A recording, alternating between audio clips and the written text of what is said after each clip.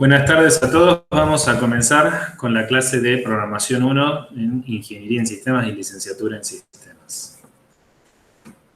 Antes que nada, quisiera saber si han tenido alguna dificultad, si han podido ver el material, si tienen alguna duda sobre lo que estamos trabajando. Yo los voy a ir nombrando y les agradecería que cada uno habilite el micrófono y bueno, nos cuente cómo ha sido esta semana, desde la última vez que se vieron conmigo con Matías, a través de Meet. Luciano. Profe, no, por ahora no, estuve leyendo un poco de las partes de los tipos de datos definidos por el usuario y sobre el por qué usamos las estructuras y cómo ayuda a facilitar las cosas cuando tenemos que guardar distintos tipos de variables, así que por ahora estoy bien. Escúchame, Luciano, y de lo anterior, funciones No, con eso también estuve bien, estuve realizando unos ejercicios ahora esta mañana también para poder acceder, así que estoy bien. ¿Arrancaste con el práctico? Sí, tengo uno que otro ejercicio ahí, los empecé a hacer, así que voy ahí bien. Bueno, ¿y con la lectura de los libros? Todavía con eso no. ¿Has leído los apuntes al menos, en PDF? Sí, los que están acá, sí, los libros Bueno, todavía. tené presente que el formato de clase implica de que tenés que venir preparado, y eso significa hacer la tarea para tener dudas. Si no tenés dudas, entonces significa que vas muy bien. O que venís un poco lento con la lectura de material, que quizás pueda ser el caso. Bueno, profe.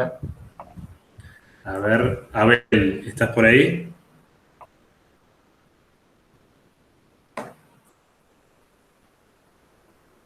Abel tiene problemas con el micrófono.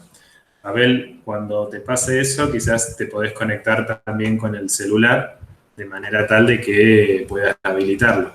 ¿Bien? Fíjate si lo podés hacer, si podés conectarte. Mientras tanto, sigo conversando con tus compañeros y luego nos contás lo que trabajaste. Gaby Coronel. Hola, profe. Sí, voy bien con el material hasta ahora.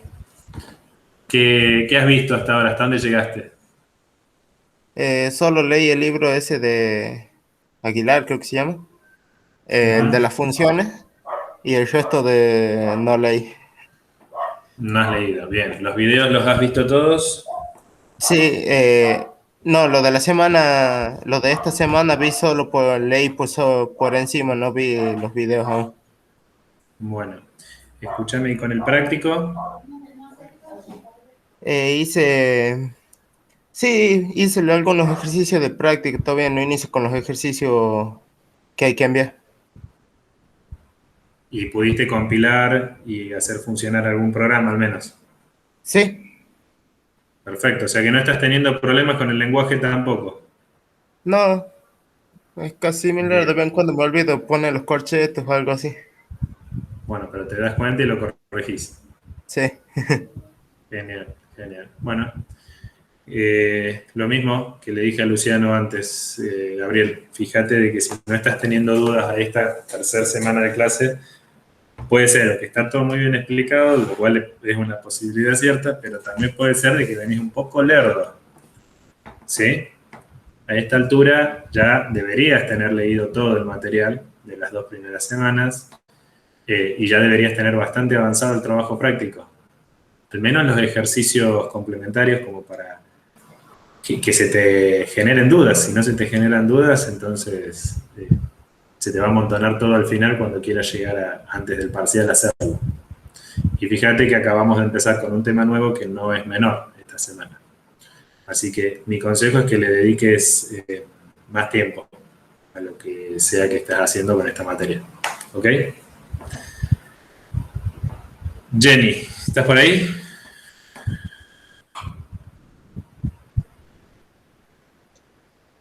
Hola, profe. ¿Cómo estás? Bien, profe, ¿usted? Muy bien, muy bien. Contame, Jenny, ¿cómo anduviste esta semana? ¿Qué hiciste? ¿Qué estás trabajando? Las 2 primeras semanas leí lo que subió, hice las actividades y sobre el práctico recién hice algunos ejercicios complementarios. No empecé todavía con los obligatorios. Bien. Y con lo que subió hoy, lo leí y me costó más o menos lo de miembros, uniones, no los entendí bien, pero supongo que me falta Bueno, más lectura. bueno, podemos hacer un ejemplo chiquitito ahora para verlo en todo caso y vos me asistís en la parte que te costó, si te parece. ¿Con el material de lectura has comenzado a leer los libros?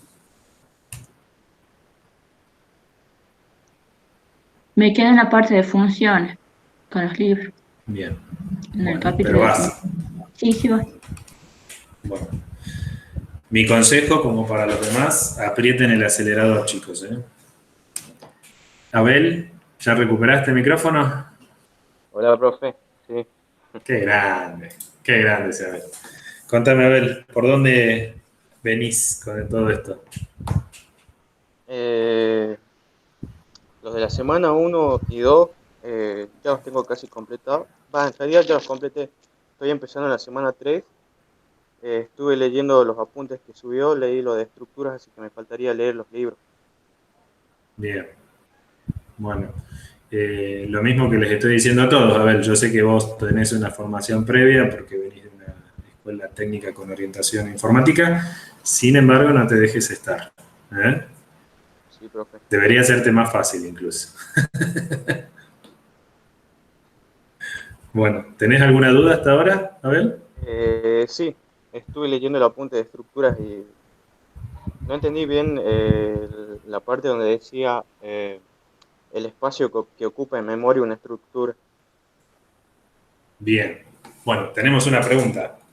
Perfecto. Y una inquietud de Jenny también que la vamos a ver de resolver. Bueno, los escuché a todos. Lo que voy a hacer ahora es mostrarles el material que habilitamos hoy. No los vamos a reproducir en los videos, están para que ustedes los consuman. Simplemente darles algunas apreciaciones. Y luego, a través de un ejemplo, vamos a tratar de resolver estas dudas que pueden haber tenido Abel y Jenny sobre el tema que comienza esta semana. Les aclaro de que no hace falta que sus dudas sean sobre los temas que habilitamos hoy. Pueden preguntar en cualquier momento de cualquier tema de la asignatura para atrás, por supuesto, ¿no? De lo que ya desarrollamos, siempre que tengan la duda es buen momento para preguntar. Yo entré al foro a ver el video de la clase pasada de Mati y vi que, bueno, ahora justo no se conectó Maxi, pero que Maxi estaba teniendo un problema relacionado con el uso de una función SQRT, que es para calcular la raíz cuadrada de un número, en relación a incluir la librería math.h. Y ahí Mati, con muy buen tino, le está contestando algunas de las cuestiones que pueden haber surgido de su problema. Me hubiese gustado saber si esto lo pudo resolver o no. Yo lo que quisiera agregar es que normalmente cuando vas a compilar con la librería math.h es necesario agregar en la línea de compilación el parámetro "-lm" de library math. Esto hay que configurarlo en Jenny para que funcione. Si no, depende del compilador, algunas veces puede funcionar la inclusión de la librería math y otras veces no. La manera más segura para resolver el problema, si lo están teniendo, es incluir entonces este parámetro "-lm" en la configuración del compilador. Si no saben cómo hacerlo, también lo podemos ver enseguida cuando vayamos a ver algún ejemplo. Con respecto al contenido que habilitamos esta semana, supongo que están todos mirando mi pantalla, ¿verdad? Sí, profe. Genial. Tenemos entonces la semana 3 y un texto que es 2 en realidad. Tipos de datos definidos por el usuario y almacenamiento en disco. Comenzamos a trabajar con archivos. Ustedes ya han trabajado con archivos en estructuras de datos, probablemente con Python. Nosotros vamos a ver cómo se hace justamente eso en C. Veamos qué tiene este material por dentro.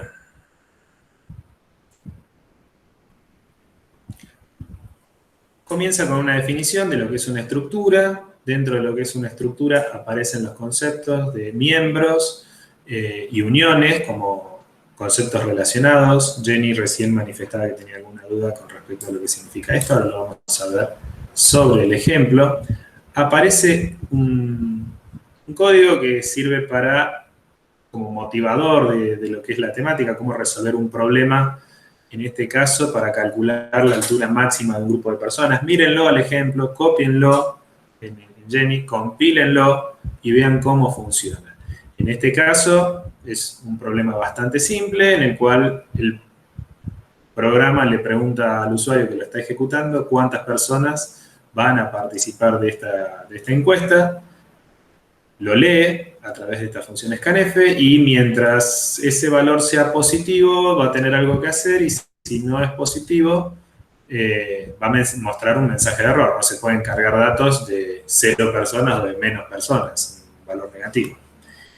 Entonces, si el valor ingresado por el usuario termina siendo positivo, lo que va a hacer es preguntar la altura de la primera persona, decrementar ese valor de n para saber cuántas personas me están quedando, y mientras ese valor sea positivo, lo cual significa que falta ingresar valores de persona, de alturas de persona, va a empezar a leer esas alturas y a ir quedándose con el mayor de los valores ingresados en la variable max. Fíjense que acá esto es interesante. Tenemos el formato de lo que es un if-else tradicional, de esta línea a esta línea, donde aparecen las llaves para marcar el bloque de instrucciones que están, por ejemplo, por la alternativa verdadera del if, y en el caso del else no tiene llaves. A ver, Gabriel, ¿por qué no tiene llaves en este caso por el lado del else? ¿Me podés ayudar con eso?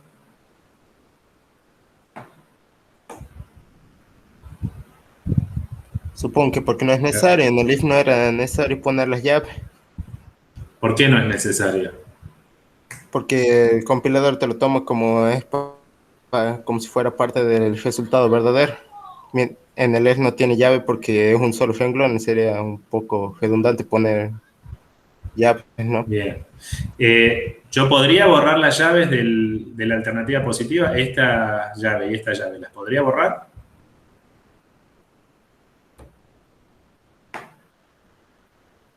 Sí. ¿Y tendría el mismo efecto? Y sí, debería. No, ahí está el punto.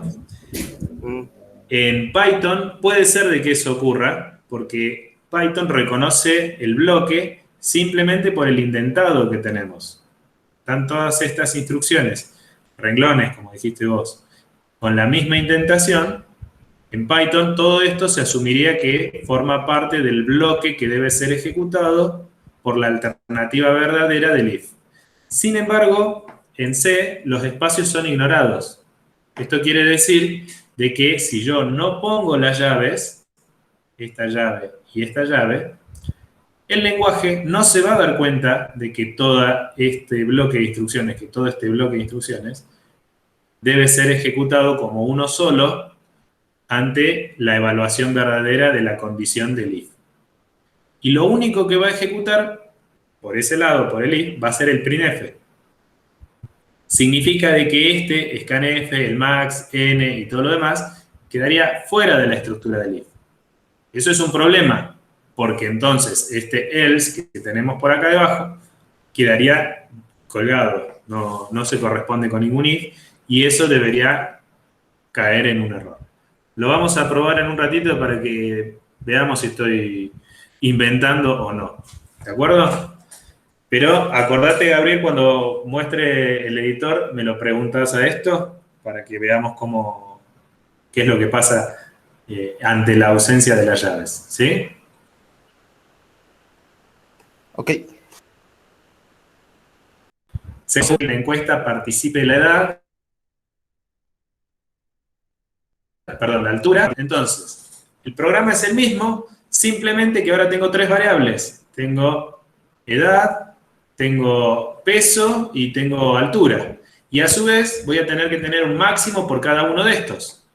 El máximo de altura, el máximo de peso y el máximo de edad. Bueno, en definitiva, como el criterio que manda es el de la altura, porque me interesan todos los datos referentes a la persona que tiene mayor altura, fíjense que el programa es el mismo. Tengo el if, con el que estábamos trabajando recién, y el else por acá, para cuando la cantidad o cero. Y tengo una pregunta sobre ingrese altura. Eso se lee como los datos máximos la primera vez, se decrementa a través de un while, volvemos a leer altura, peso y edad, de que la altura de última lectura sea mayor que lo que guardé en la anterior, me voy a quedar con estos tres valores. Fíjense que ahí tengo tres asignaciones. ¿Se dan cuenta de que acá estoy utilizando, bueno, y por qué? Se dan cuenta que estoy utilizando un if para decidir si tengo que reemplazarlos? Sin embargo, esta línea anterior no estaba utilizando un if, estaba usando un operador. Luciano, ¿cómo se llama este operador?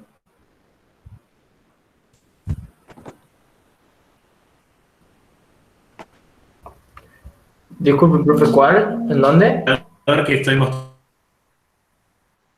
mostrando, ¿cómo se llama? Sí, es que se me está trabando todo por el internet. Pero ¿me escuchaste bien?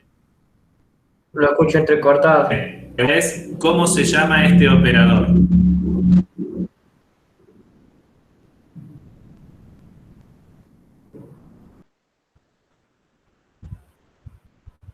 La altura tiene que ser mayor al máximo. Sí, pero el operador que estoy usando en esta expresión, ¿cómo se llama?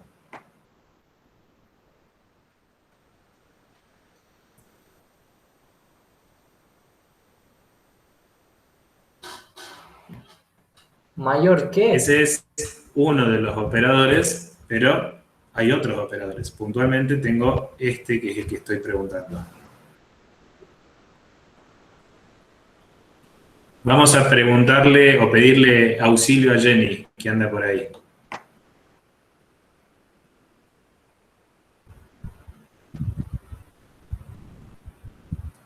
Jenny, Sí, profe. ¿cómo se llama este operador, Jenny?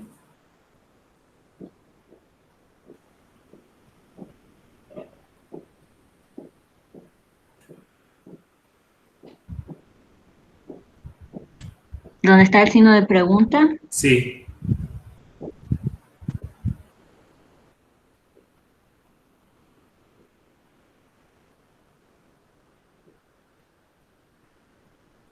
No me acuerdo, profe, sé que lo explicó la clase pasada. Es el operador Bien. condicional. Gracias, Abel. Se llama operador condicional y es una forma reducida de expresar una alternativa seguida de asignación. ¿Bien? Comienza con este juego de paréntesis que tiene una condición. La condición se tiene que evaluar como verdadero o falso. Un signo de pregunta y un signo de 2 puntos. Lo que está entre el signo de pregunta y los 2 puntos es el resultado de la expresión si la condición se evalúa como verdadera. Lo que está de los 2 puntos hacia adelante, por ejemplo, en este caso Max, es lo que la expresión va a ofrecer como resultado en caso de que la pregunta se evalúe como negativa. ¿Bien? Es decir, básicamente lo que queremos acá es guardar altura en la variable max si resulta ser que altura es mayor que max. Y caso contrario, va a guardar en la variable max lo que sea que esté en el contenido de max. ¿Bien? Abel, ¿por qué acá estamos usando un operador condicional y acá estamos utilizando un if? ¿Por qué no seguimos con la estrategia del operador condicional? Porque en el Se te silenció el micrófono cuando estabas hablando. Fíjate de nuevo, por favor, repetí. Porque en el primero solamente asignamos una sola vez, en cambio en el segundo necesitamos asignar 3 veces. Exacto. Teníamos que asignar 3 variables. La de altura, la de peso y la edad a sus variables máximas. Por lo tanto, o hubiese tenido que escribir 3 operaciones condicionales donde en cada una colocar una condición, o aprovechar la estructura if que me permite en una sola condición y por el lado de la alternativa verdadera generar las 3 asignaciones. ¿Qué pasa si la evaluación se evalúa como falsa? Bueno, en ese caso no es necesario sobreescribir las variables máximas porque ya tienen el valor máximo hasta ahora. Es decir, el que asigné fuera del while antes. ¿Bien? En estas 3 líneas que están por acá. Bueno, lo que sí queda claro es que si nosotros continuamos agregando variables de la persona que describen a la persona, nuestro programa cada vez se empieza a volver más complicado. Y al volverse más complicado, se hace más difícil de corregir.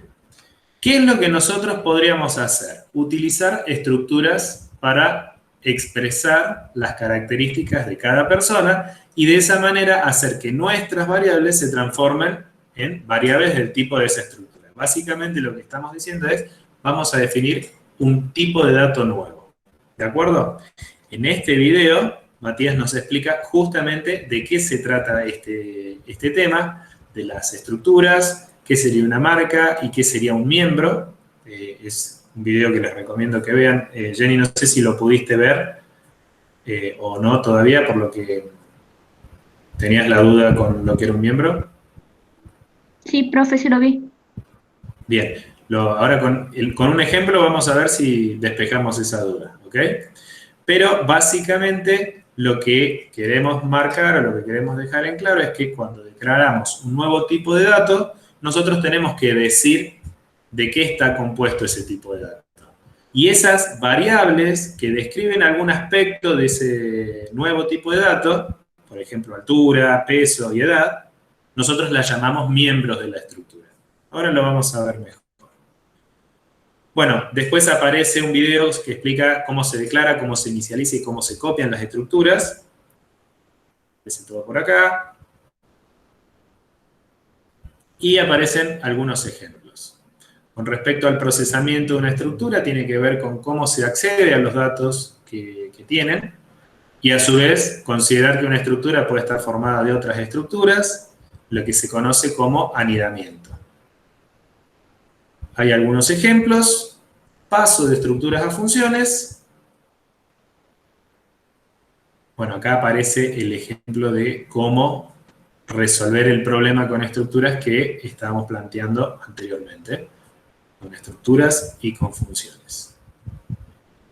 Y una característica del lenguaje C que se llama typedef, que nos permite crear como sinónimos para estos nuevos tipos de datos que estamos creando. Bueno, hasta ahí llega el contenido que presentamos para esta semana. Por supuesto, esto tiene mucho más sentido, es mucho más jugoso. Si ustedes han visto el material, han intentado resolver estas cuestiones y tienen dudas. Lo que vamos a hacer es lo siguiente. Yo voy a poner un fragmento de código y nos vamos a imaginar. Voy a cambiar lo que estoy presentando, denme un segundo.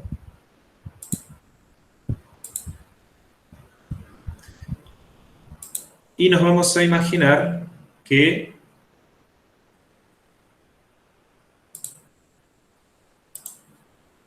vamos a trabajar con estructuras.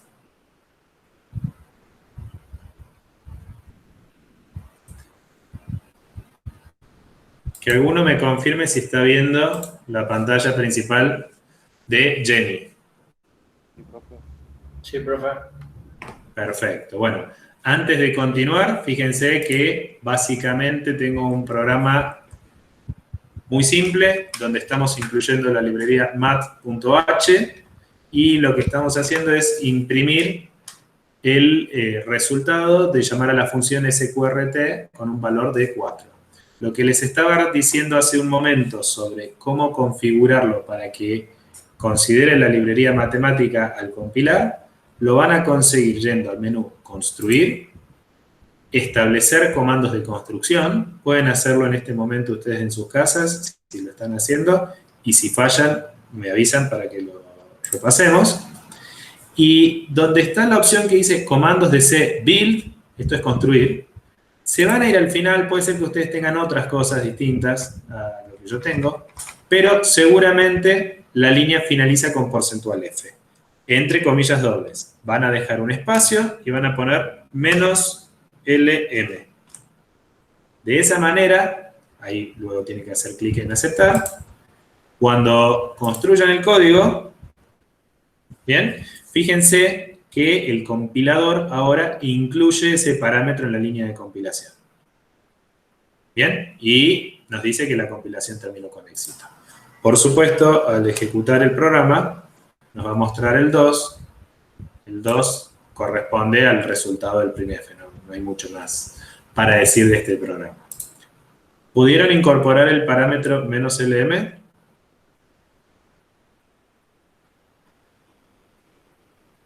Voy a empezar a nombrarlos a cada uno para que me respondan. Jenny. Lo estoy haciendo, profe. Bien. Abel. ¿Puedes mostrar otra vez a dónde es que yo estaba abriendo Jenny? Perfecto, perfecto, sí. Vamos a construir. Construir. Se van al final donde dice establecer comandos de construcción. Y sobre la opción build, fíjense que hay un cuadro de texto que tiene escrita una sentencia. Al final, después del porcentual F, tienen que dejar un espacio, fundamental el espacio, un guión medio o un signo menos, y las letras LM. Agregan eso y hacen clic en aceptar. ¿Pudiste, Listo, Gabriel? gracias, profe. Sí, listo, gracias. Bueno, con F9 podés construir, o fíjate la ruedita, que en mi pantalla no la tengo porque comprimí todo para que no me moleste. En la pantalla tuya, probablemente con la ruedita podés construir el código. Fíjate que debería aparecer en la ventana de estado acá abajo donde dice compilador, la línea completa, GCC, bla, bla, bla, lo que sea, menos LM. Por supuesto, para eso deberías estarlo haciendo con un código, que puede ser este mismo que estoy mostrando en pantalla. Luciano, ¿vos pudiste? Sí, profe, igual a mí me funcionaba sin poner eso, pero lo puse por la duda. Probablemente el compilador que estás instalando esté vinculando con la librería LM. ¿Sí? Automáticamente. Ajá. Bueno, y vos, Abel, supongo que también, que no tuviste problema.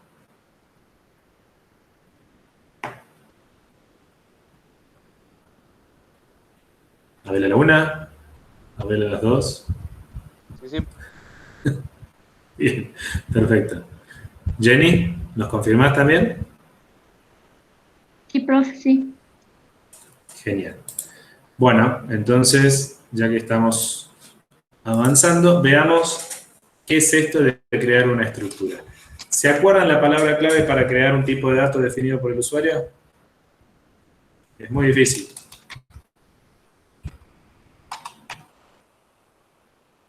Struct. Así de simple.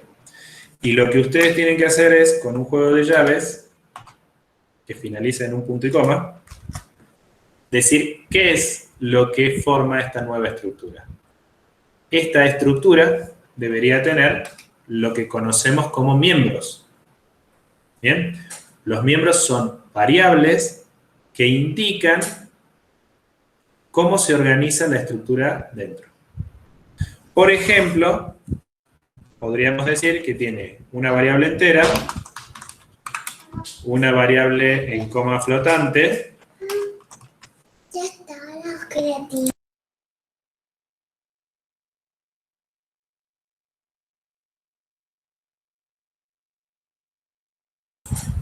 Disculpen la interrupción. Por ejemplo, un número flotante.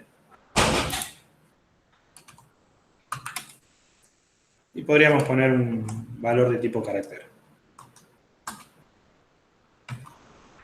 ¿Bien? ¿Esto qué quiere decir? Que estoy creando un nuevo tipo de datos que va a estar formado en conjunto, un conjunto por un entero, un flotante y un carácter. Ahora bien, si yo compilo esto, ¿bien? Fíjense que me está dando un warning. Los warnings no son errores, son advertencias. Las advertencias me está diciendo, es cuando el compilador te dice, ojo, fíjate que es probable que te estás olvidando de algo, que te estás equivocando de algo. Es probable, no quiere decir que esté mal.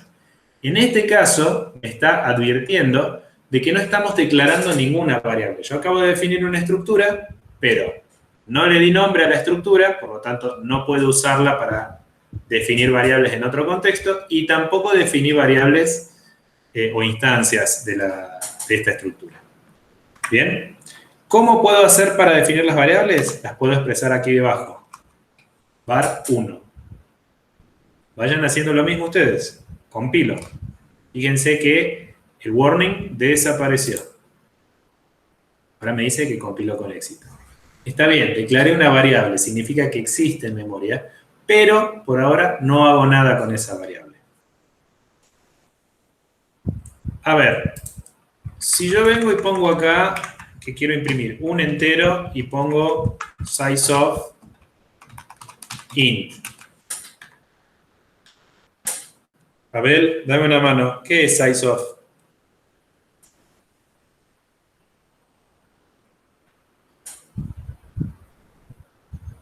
Era para la cantidad de bits que utiliza. De bytes.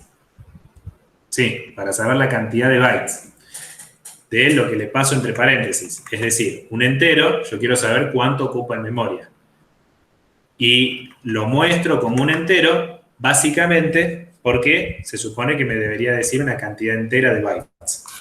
Yo voy a compilar esto. Fíjense, de nuevo, me está mostrando que tengo un warning, ¿sí? Esto tiene que ver con que el carácter de conversión, el tipo de dato que devuelve size of, es de tipo, me está diciendo, long unsigned int. Sin embargo, yo lo estoy tratando de mostrar como un entero común. Entonces me dice el compilador, ojo que puede estar mal lo que estás haciendo. Si yo no le doy piola a esto y lo ejecuto, de todas maneras me va a mostrar 4, siendo 4 la cantidad de bytes que ocupa en memoria un entero. ¿Bien?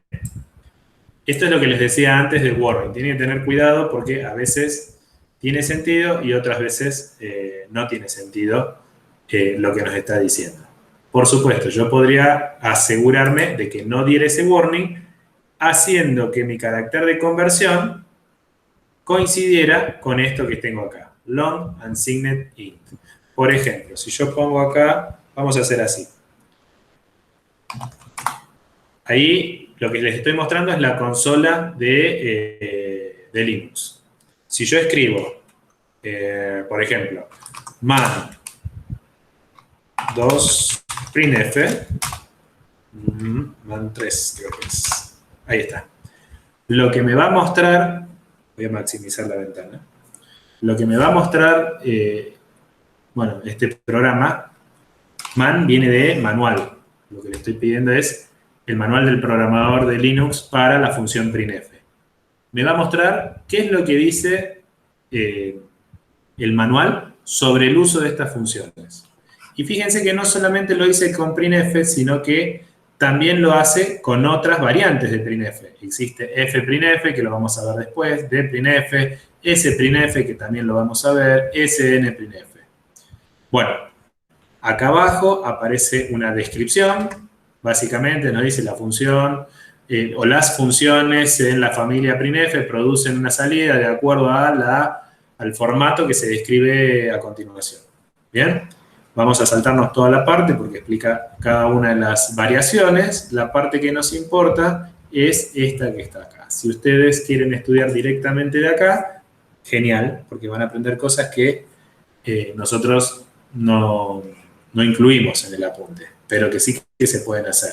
Por ejemplo, acá tenemos un porcentual asterisco de esto. Básicamente, lo que está diciendo es que todos los argumentos van a ser, después de la coma, de tipo entero. Acá tenemos algunos otros que involucran el uso del signo pesos. Bueno, fíjense que por aquí debajo aparecen los flags de las banderas que se pueden utilizar, como por ejemplo el símbolo numeral o el 0 cuando queremos que los valores enteros sean rellenados con valores 0 por delante, el símbolo menos, un espacio, el símbolo más, y así podemos continuar.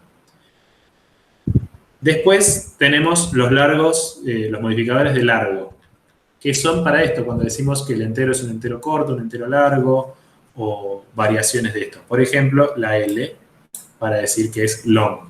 ¿Bien? Fíjense que dice el siguiente entero, o el carácter de conversión, se corresponde con un long int o un long, unsigned long int, un argumento entero, largo y sin signo.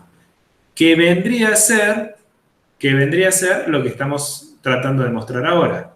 Quiere decir que yo voy a sacar la página del manual, en lugar de D voy a poner un porcentual L y voy a volver a compilar. ¿Bien? ¿Y ahora qué nos dice? Ah, LT, perdón. Porque le estoy diciendo que es largo, pero no le digo qué. Fíjense que el warning ahora desapareció. ¿Por qué? Porque el carácter de conversión que yo estoy usando se corresponde con el tipo de valor de retorno de este operador. ¿Bien? Bueno, yo ahora estoy mostrando que un entero tiene un largo de 4 bytes. Y podría poner acá, vamos a repetirlo, un char. Y también podríamos poner un long, perdón, un float y un double, que son los tipos de datos básicos con los que trabajamos. Para que no se me mezclen todos los números, voy a poner un barra n al final. Gabriel, ¿qué hacía el barra n? Es paso para otra línea. Paso a la siguiente línea. Genial. Compilo, ejecuto, y si Gabriel no me mintió, perfecto, Gabriel. Fíjense cómo todos los valores van quedando cada uno en una línea distinta. El primero se corresponde con un carácter, lo que ocupa un carácter en memoria, es decir, un byte. El segundo se corresponde con lo que ocupa un entero en memoria, que son 4 bytes. El siguiente es lo que ocupa un float, 4 bytes, y el siguiente un doble, 8 bytes ocupa un doble. ¿De acuerdo? Bueno, ¿qué pasa? Yo ahora quisiera saber cuánto ocupa una estructura en memoria. Vamos a hacer así. Yo voy a pegar lo mismo que tenía antes, y en lugar de poner eso, voy a poner variable 1. ¿Sí? Variable 1, recuerden que es una instancia, vamos a sacar un poquito de zoom, ahí está. Es una instancia de la estructura que acabo de crear. Jenny, ¿cuántos miembros tiene esta estructura?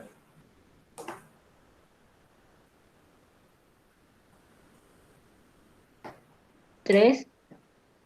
Bien. ¿Cuánto ocupa en memoria cada miembro de la estructura?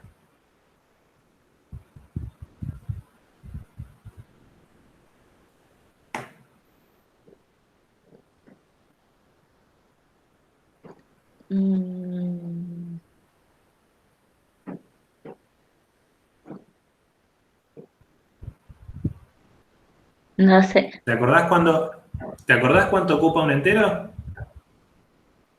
4 bytes. Perfecto. ¿Cuánto ocupa un float? ¿Te acordás cuánto ocupa? 4. Perfecto. ¿Y cuánto ocupa uno solo, verdad? Bueno, Sí. si yo te estoy diciendo que la variable 1, var 1, es un conjunto de estas 3 variables, ¿cuánto debería ocupar en memoria variable 1?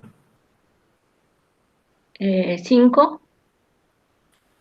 5 bytes. Si yo tengo 4 del entero más 4 del float más 1 del char, suman 9. Sí, gracias. Lo estaba pensando. Bueno, lo vuelvo a compilar, voy a ejecutar y veamos qué es lo que nos muestra al final. ¡Oh! Me liquidó acá. Porque yo calculé que esto iba a tener 9, igual que Jenny, y sin embargo me está diciendo que ocupa 12 en memoria. ¿Qué pudo haber pasado acá? Hay algo que se llama alineamiento de datos en memoria, o padding. Cuando, desde un punto de vista de manejo de la memoria de la computadora, a veces no me conviene que una estructura de datos ocupe exactamente lo que ocupan sus miembros. Es decir, en este caso, 9 bytes. ¿Por qué? Y bueno, porque haría ineficiente la manipulación de los datos con respecto a la memoria. Es decir, si yo lo hago de esta manera, con 9 bytes, probablemente los datos queden desalineados y algún tipo de lectura signifique tener que ir más de una vez a la memoria para buscar los datos. Entonces, ¿qué es lo que hace el lenguaje? Optimiza esto para mejorar el uso de la memoria y hace un relleno. ¿Cómo vamos a evitar esto? Denme un segundito. Denme un segundo.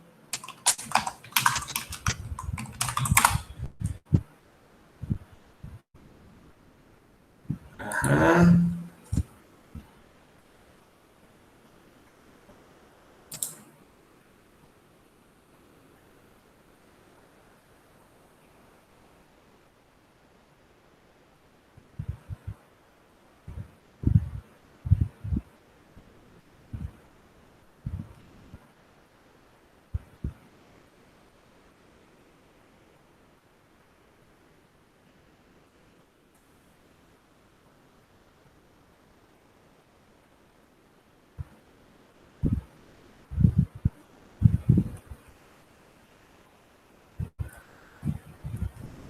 Bien.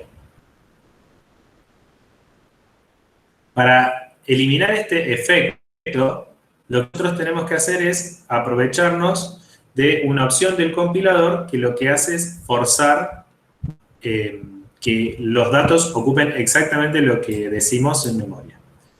En este caso, lo podemos hacer de dos maneras. Yo lo voy a probar ahora según lo que estoy mirando en Internet.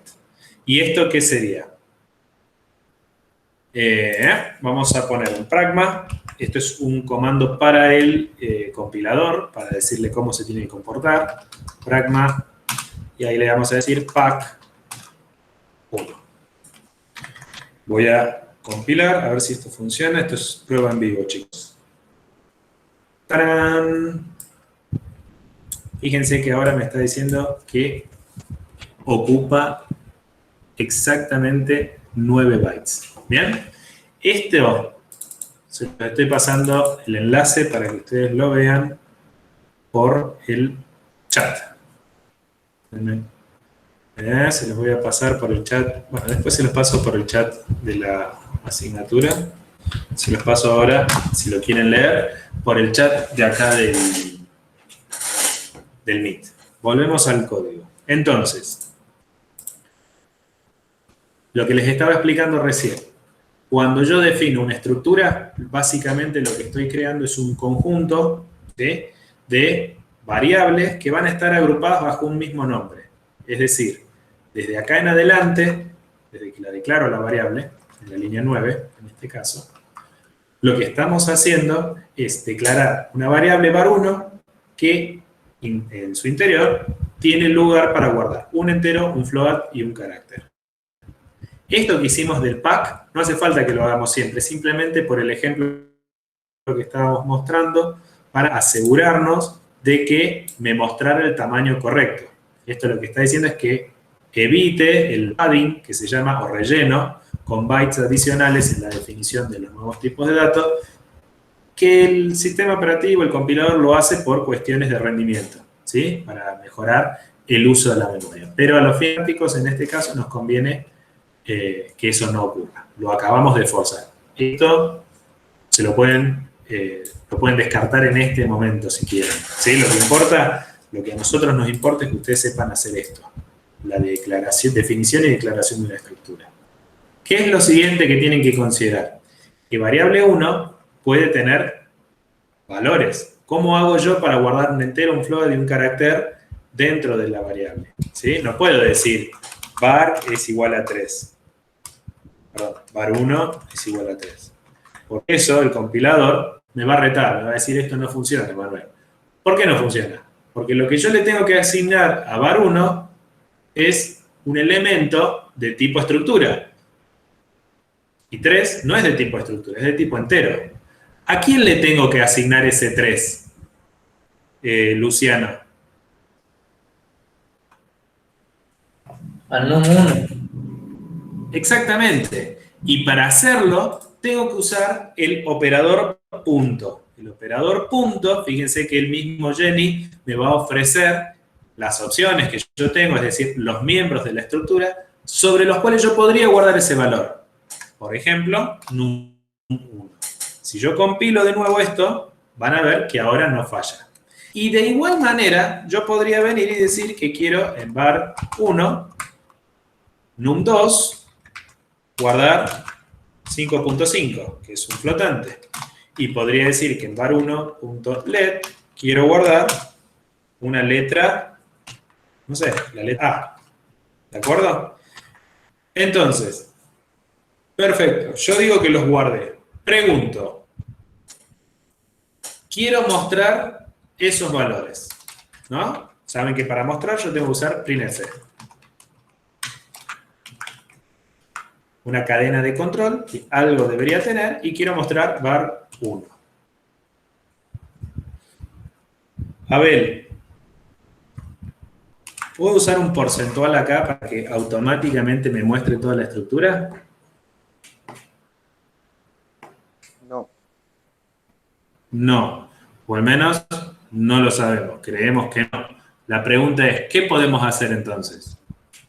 Mostrar cada uno de los miembros. Bien, y para mostrar cada uno de los miembros, de nuevo vamos a tener que usar el operador punto. Es decir, voy a tener que decir var1 punto num1, var1 punto num2 y var1 punto let. ¿De acuerdo? Gabriel, ¿cuántos grupos de control tiene que tener mi cadena de control?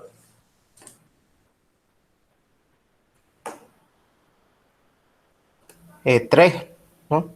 Bien. ¿Y cómo deberían ser esos grupos de control? ¿Qué Uno código de entero, conversión usan? Bueno, entero. Ajá. Decime. otro flotante y otro carácter. Así. No, era porcentual D, porcentual F y porcentual Ah, C. perfecto. No me confunda, por favor. Yo ya estoy grande. Bueno, porcentual D, porcentual F, porcentual C. Y lo ejecuto. Lo que debería pasar es perfecto. Fíjense que me mostró 93, 5,5 y la letra A. Pero yo guardé 3, no un 93. Jenny, ¿qué pasó?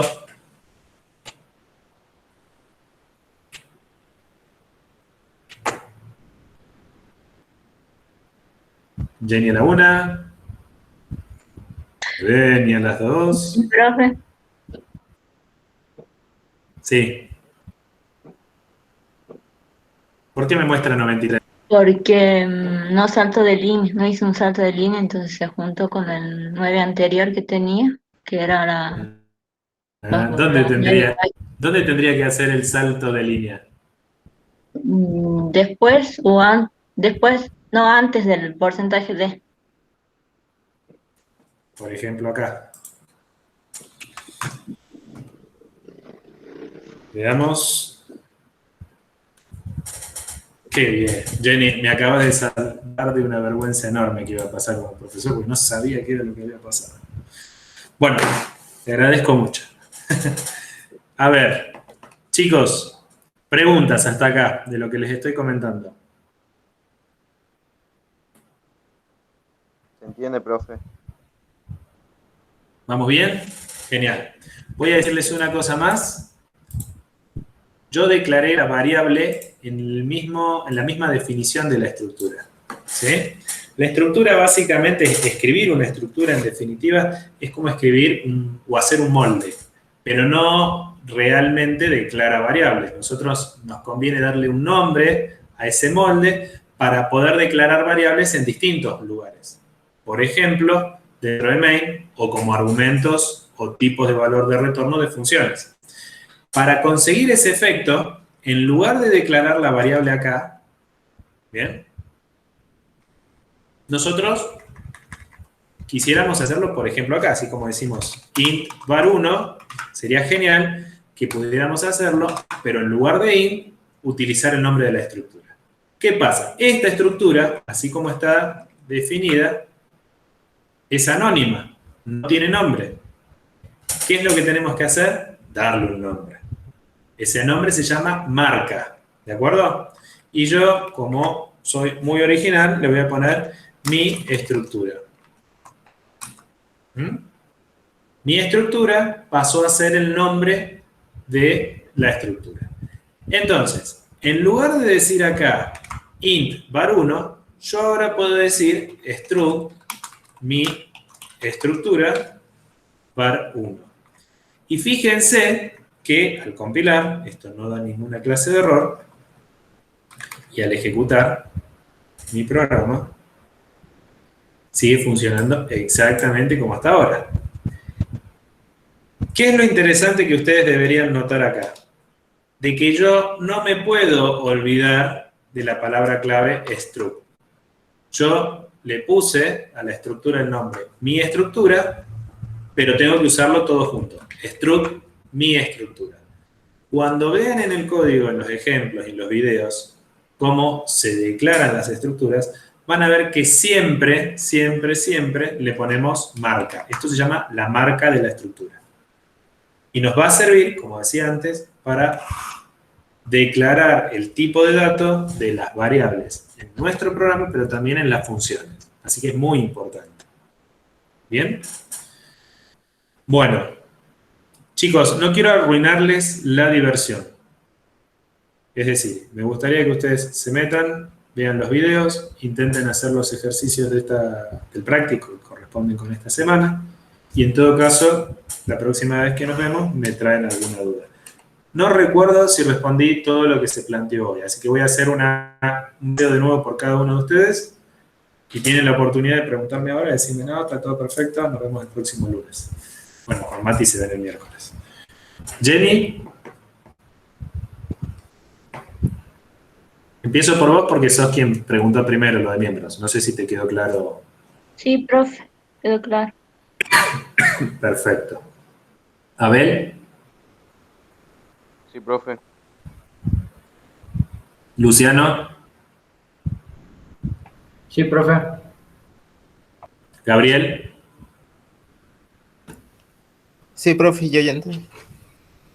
perfecto. Bueno, chicos, yo los voy a liberar entonces ahora, ya que no tienen más dudas, y mi consejo sería aprovechen esta hora que queda para consumir el material. Si en el medio tienen alguna pregunta, me avisan, no hay problema, la resolvemos por el grupo de WhatsApp, por el foro, por alguno de los espacios de consulta que tenemos, y si no, el miércoles con Matías seguramente les va a explicar mucho mejor de lo que yo podría hacer. ¿Ok? Les mando un saludo a todos y que tengan una feliz semana. Chao, profe. Gracias, profe, nos vemos. Chao, profe. Chao, chao.